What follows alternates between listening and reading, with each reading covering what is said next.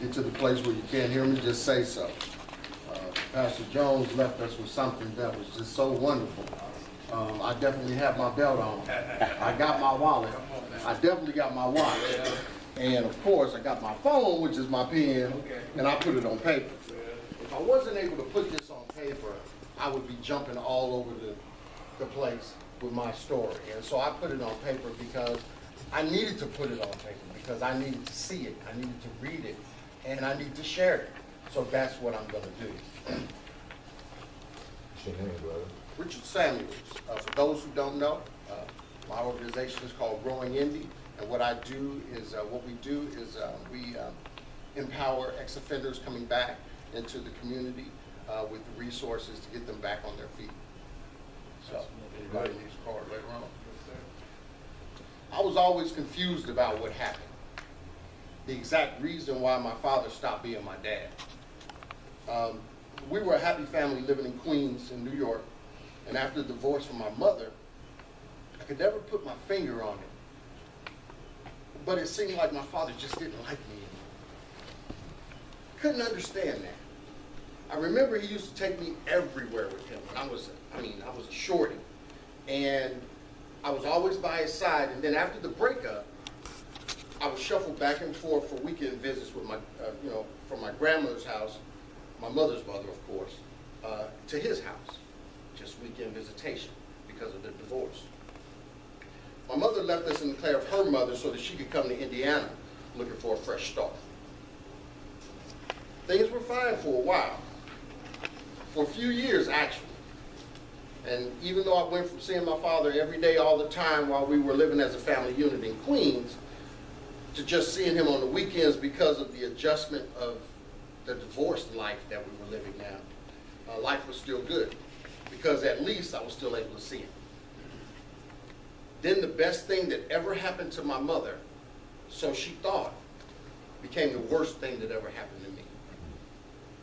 She met a man here in Indianapolis, and of course, thinking she was in love and had found a great provider, without warning, she had my grandmother pack up my clothes, put me on a plane, and sent me here to Indianapolis. I was truly, truly devastated. Now, I went from seeing my father only on the weekends to not seeing him at all. Everyone kept telling me things would be all right. Things would get better, but it wasn't. It was just getting worse for me. I became angry and unruly. You couldn't tell me anything. I was mad. I was mad at the world. I felt like I hated everyone. Most of all, I hated my mom for taking me away from my dad, and I hated my father for not just putting his foot down and saying, "You ain't taking my son nowhere."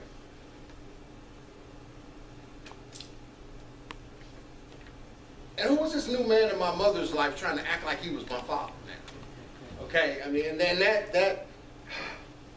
there was a lot of drinking, late night partying, domestic violence, the police being called. It was bad for everyone, and definitely not an environment to raise a child in. So after about a year of craziness, back to New York I went. And even though I had been mad at my dad about letting my mom take me, I was glad to be going back to New York so I could see him again. Because, you know, things would be better now. But to my surprise, when I got back, everything had changed. Now there were new women in my father's life. And, you know, seeing my father every weekend became seeing him once a month at best. More times than not, I was left waiting on the doorstep, disappointed because he didn't show up. I couldn't for the life of me figure out what I had done so horrible that he didn't love me anymore. I don't remember doing anything, but it must have been something. Why wasn't anyone talking to me? You know, why wasn't anyone telling me what was really, really going on? It was more than hard. It was painfully, painfully difficult. Just like me trying to get this page. I began to doubt myself a lot. I didn't trust my judgment. I began to make choices and decisions in the midst of anger and confusion. I became uncontrollable, being bad and acting out because it seemed that that was the only time anybody paid attention to me. Then, without warning, I was snatched away again. Brought back to Indiana. Why? Because my mother had found a new man. One that would love and take care of us as the family unit. My thoughts were, yeah, right. I didn't care, and I would never give another man a chance to hurt me. And that's how I felt. I hated my mom, I hated my dad, I hated my life, I hated everybody in it. This anger and disappointment followed me into all of my relationships. My choices also started sending me to jail and prison.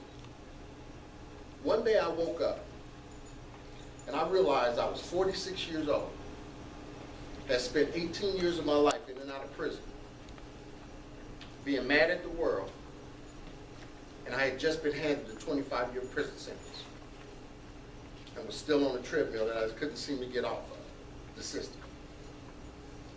That was 10 years ago. With nowhere else to turn, I turned to God. And I asked him to simply help me understand why I was so broken, why my life was so torn.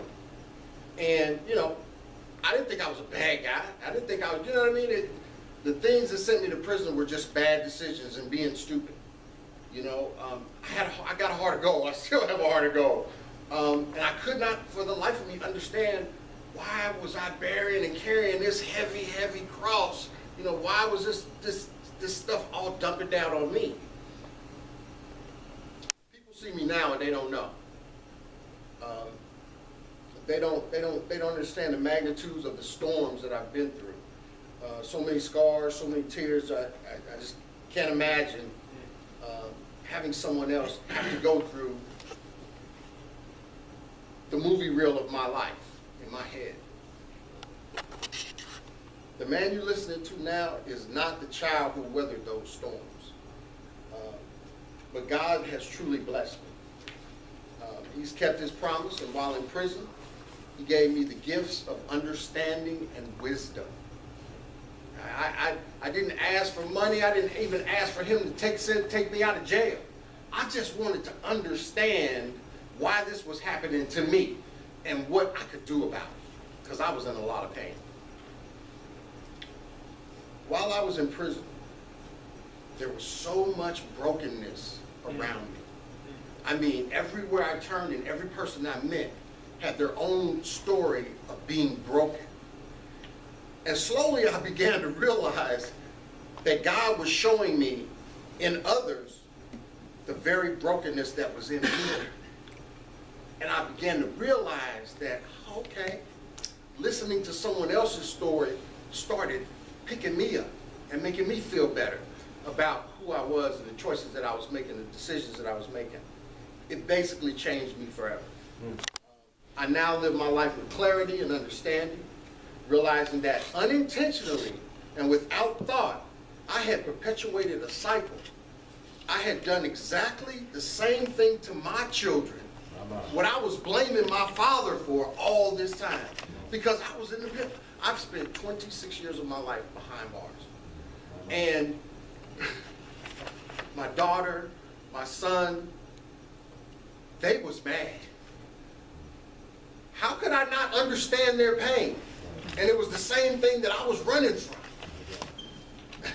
Listen, I had left them alone and confused to figure out this crazy thing called life all by themselves. I found mercy and forgiveness in this. For my father, for my mother, and for myself. I realized that everybody goes through stuff. And because we were children, I have a sister, but because we were children at the time, back then, parents don't tell you what's going on. They didn't tell you why there was a divorce. They didn't tell you about the bills and we didn't have this money, we didn't have that. They didn't tell us all of these things. And so by not having that information, of course, we take it upon our own shoulders to say, what did we do wrong? Didn't nobody do nothing wrong. It was just life happening. And I tell you, the storms, all of them that I have survived, was nobody's fault. Right here, this was God's way of leading me to right here where I'm standing, right here, right now, to share his wisdom, grace, and mercy with someone who might desperately need to hear somebody say, it's going to be all right. Yeah. That somebody loves you. And it gets better. And you know, and just in closing, you know, I've come to understand that every hurt or storm that we experience as children and as adults is a learning experience that will prepare us to help someone else. And, you know, who might possibly be struggling and be in the midst of their journey. So we have to understand that from right where we are right now, from whatever we've come through, that this is an opportunity to share. If only one person had come, I'd still be standing here. Because I've made it a point that this woman, y'all don't know, just like I said, y'all don't know about my pain and my suffering. Y'all also don't know about how much that I have been uplifted by this woman. And I know she always begs off to say, oh, it's not that, it is that deep. Because when one person reaches out their hand to you, you never know what it's going to turn into. Amen. And I am doing so much in the community, in my family life, and all of it stems from an opportunity that she gave me and said, 26 years in prison, you probably got something to say. And she let me say it on her radio show. And now I have my own radio show. I am doing so many things in the community with MCRC and all of these things. And I have no one to thank but Dr. Tuesday. And so with that being said, I appreciate all of you guys that showed up. Showing up is how it starts.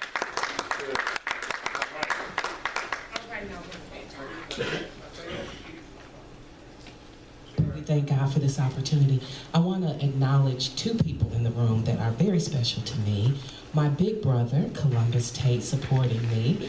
I love that big brother of mine. And of course, my pastor and spiritual father, A. Thomas Hill. I wanted to open this up for an opportunity for you all to share. I'm not leading this. I just want to open up a question from your general section, and then Pastor Hill is going to lead the discussion. One of the questions in your general section is, if you knew your father, was it the type of, if you had a relationship with your father, was it the type of relationship that now that you are older, as a teenager or an adult man, was it the relationship that you really wanted? Or as you look back on your life and you would say, this is what I needed and I wasn't able to get that. And then moving forward, as you raise your children or you become young men and have your own children, what would you like for that to look like?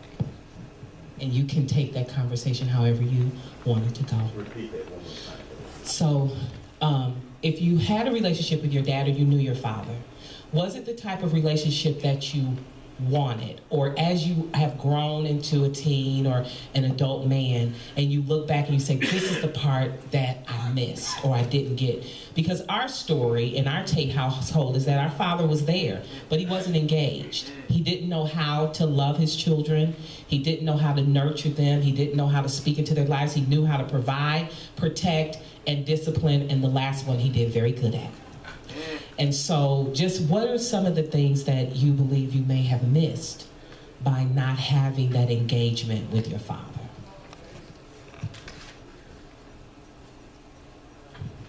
God bless you, brothers. Pastor Thomas Hill, Healing